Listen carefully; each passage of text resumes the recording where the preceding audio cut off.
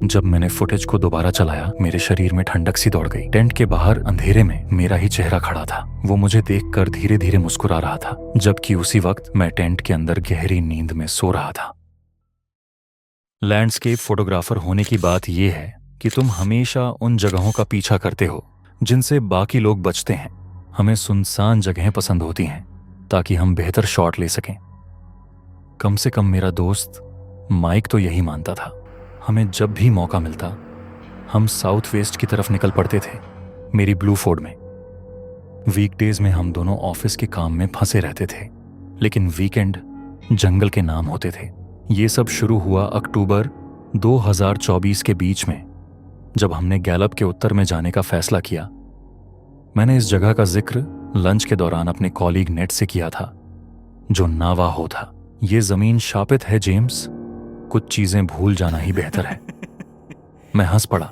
मैंने पहले भी कई रेगिस्तानी कहानियां सुनी थी, वो बस कैंप फायर के लिए अच्छी लगती थी। अगले दिन हम दोपहर में वहां पहुंचे। सूरज पहले ही ढलने लगा था। हमें एक परफेक्ट कैंपिंग साइट मिली, एक विशाल सैंडस्टोन आर्च के पास जो जमीन से उभरी हुई थी। मैंने अपना ट्राइपॉड सेट किया ताकि सूरज की किरणों को उसमें से गुजरते हुए कैद कर सकूं। ये पोर्टफोलियो के लिए कमाल का होगा। हमने अंधेरा होने तक बहुत सारी पिक्चर्स ली, फिर अपने पोर्टेबल स्टोव पर चिल्ली पोटैटो गर्म किए। तापमान अचानक बहुत गिर गया, जो रेगिस्तान की रातों में आम बात है। अब तक सब कुछ सामान्य था, लेकिन अब कुछ अजीब लगने लगा। सब कुछ अचानक से शांत हो गया, जैसे कोई अनहोनी होने वाली हो। ना कोई कयोटे की आवाज, ना कोई और जीप, बस कभी कभी हवा की सरसराहट। क्या तुम्हें कुछ अजीब महसूस हो रहा है? हाँ, बस इतना कि हाईवे से उतरते ही नेटवर्क गायब हो गया। नहीं, बस एक और सुनसान रात की ही बात है। कब मेरी आंख लगी पता ही नहीं चला, लेकिन नींद सुकून भरी नहीं थी। मैंने सपना देखा कि रेत धीरे धीरे मेरे शरीर को ढक रही है, मेरे मुंह में भर रही है और मुझे घुटन महसूस होने लगी। मैं अचानक जाग गया। किसी ने मेरा कंधा पकड़ा था। वो माइक था। वह बहुत डरा हुआ था। जेम्स, बाहर कोई है? मैंने भी सुना कदमों की सरसराहट, धीरे धीरे टेंट के चारों ओर चक्कर लगाती हुई, जैसे कोई हमें घेर रहा हो। रेत पर जूतों की आवाज आ रही थी। कौन है वहां? जवाब नहीं। अरे माइक, बाहर आओ, तुम्हें यह देखना होगा। वो मेरी आवाज थी, मेरी अपनी आवाज। क्या तुम बेवकूफी भरा मजाक कर रहे हो जेम्स?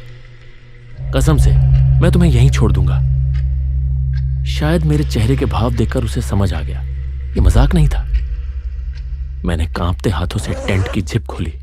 दिल इतनी तेज धड़क रहा था कि उसकी धड़कन गले में महसूस हो रही थी। मैंने बाहर झांका, लेकिन वहां कुछ भी नहीं था।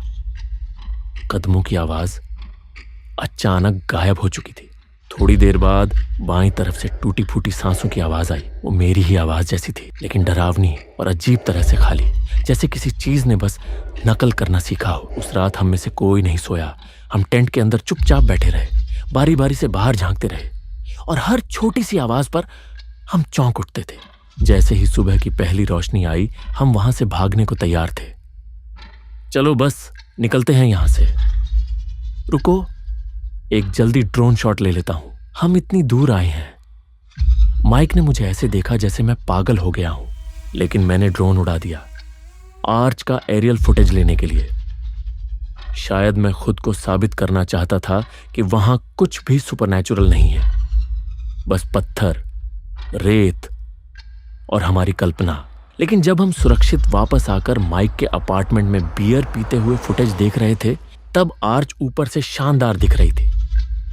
लेकिन फिर फ्रेम में कुछ दिखा जिसने मेरा खून जमा दिया।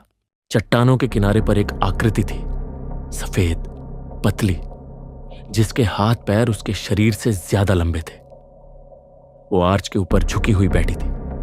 उसका सिर एक असंभव एंगल पर झुका हुआ था, गर्दन लगभग पीछे की ओर मुड़ी हुई। ड्रोन ने उसे सिर्फ 3 सेकंड के लिए कैद किया, फिर वो अचानक गायब हो गई। ये क्या था?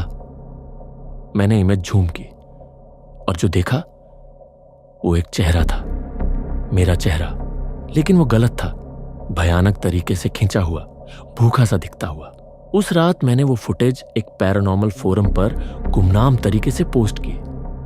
24 घंटे के अंदर वो हटा दी गई। मेरा अकाउंट भी डिलीट हो गया। कभी कभी मैं सोचता हूं, क्या नेट को पहले से सब पता था? मुझे कभी पूछने का मौका नहीं मिला। वो कभी इस बारे में बात नहीं करता, यहां तक कि माइक भी नहीं। लेकिन देर रात के समय जब मैं अपने अपार्टमेंट में बिल्कुल अकेला होता हूं, मुझे कभी कभी हंसी की आवाज सुनाई देती है, मेरी खिड़की के बाहर से धीरे धीरे मुझे बुलाती हुई। बाहर आओ, तुम्हें कुछ दिखाना है।